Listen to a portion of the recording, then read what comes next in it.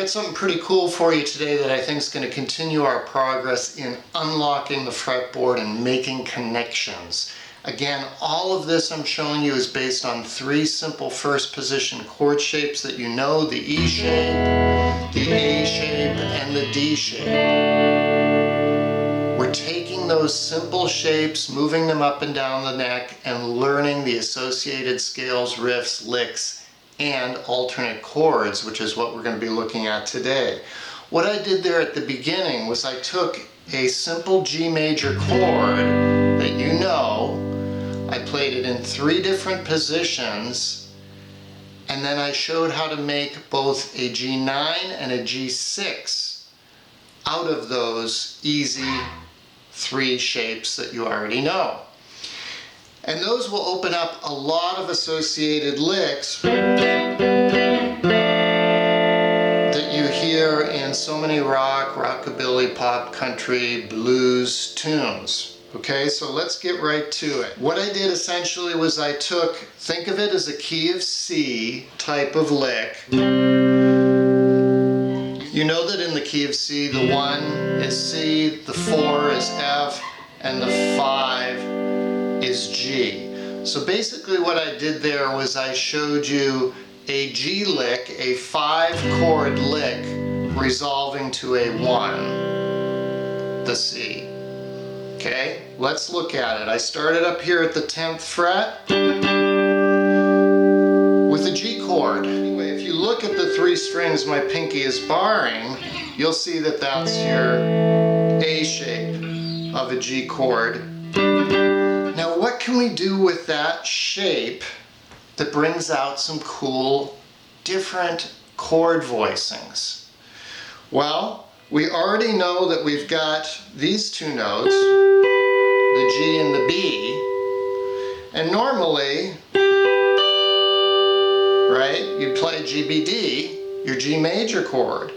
But if instead you go G, B, E, then it becomes a G6. So, first thing to know is anytime you're playing this bar chord, your A-shaped bar chord, you've got the first 3 strings there to play a cool little G6 instead of a G major. And then what did I do? I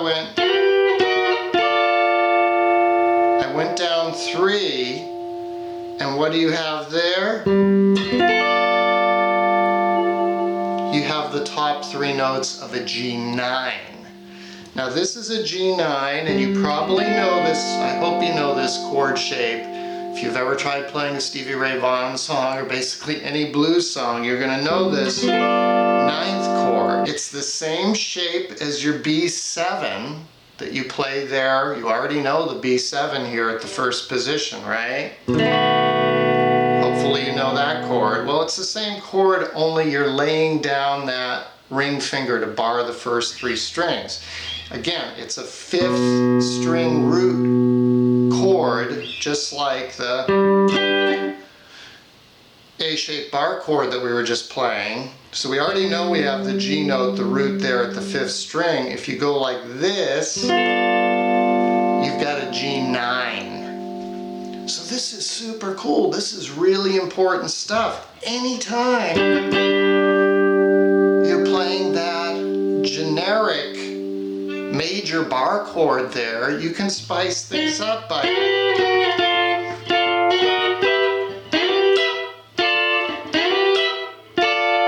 whatever. Slide into them, slide out of them, slide between them, go up, go down, go all around. Mix up your playing. So one more time. G major, G6, G9. And you don't have to play the whole 5 strings, you just play the top 3. And then I just resolved on the C major chord of the E or F shape that you all know there at the 8th fret. Okay, so that's chord shape number 1. Movable A shape. 6, 9, boom. The next one I did, I came down here to the 7th fret, played that stair step chord, right? 7, 8, 9.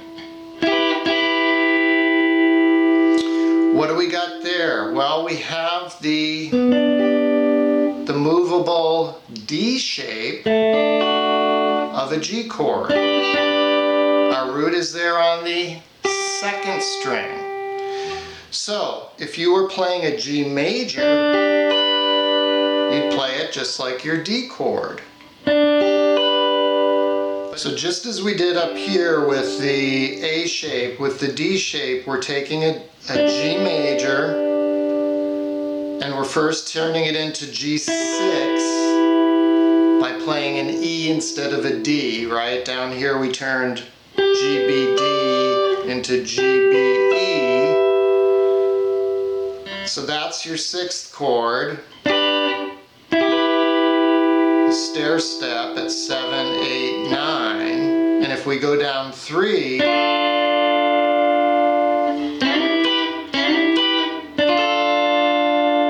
have a G9. Same as up here.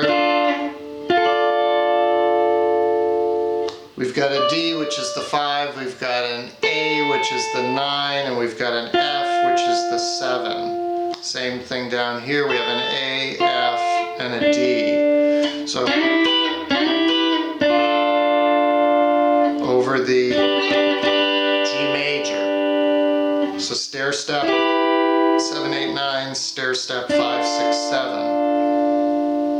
And that time I resolved to the A-shaped C chord there at the 3rd fret, which you should know. And then lastly, we took our E or F shape of the G chord, and I've shown you this in many other lessons. When you're playing that shape, to find the 6th is really easy. All you do is lay your pinky down on the 2nd string 2 frets up.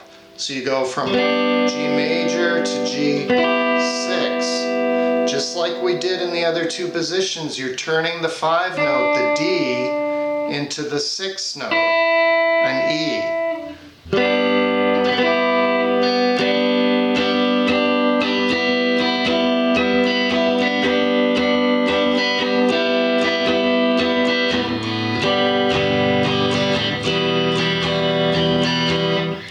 See, that's your G major to your G6 or your E minor. Okay? So most people, when they play this chord, the G6, they leave the top string off.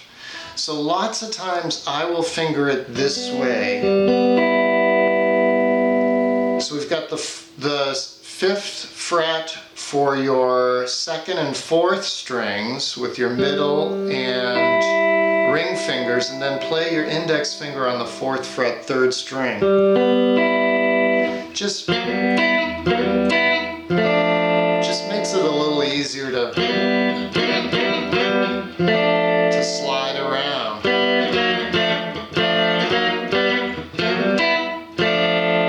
There's so much you can do with this. You know, you're chunking along on a G chord and you just kind of throw that lick in just like you could have done up there. There's so much you can do with these. If you want to finger all 4 strings, you can. If you want to just finger 3 the way we were fingering it just now, you would do that. And if you want to switch fingering, it would look like this.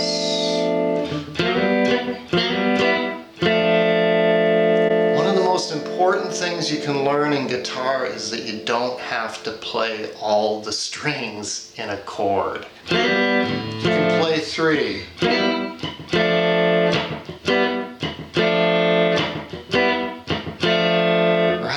That's it. That sounds awesome. It'll fit better in the mix anyway if you've got a full band playing. Alright, so that last one I resolved to your basic 1st position C cowboy chord. So G6, G9, C, G6, G9, C, G6, G9, C. That's pretty cool, right? That should open up a lot for you. A ton of different licks. And in the next lesson, which I'll link here, I'm going to show you a lick that Cornell Dupree was famous for using these type of chord figures. All right, thanks for joining me. I will see you next time.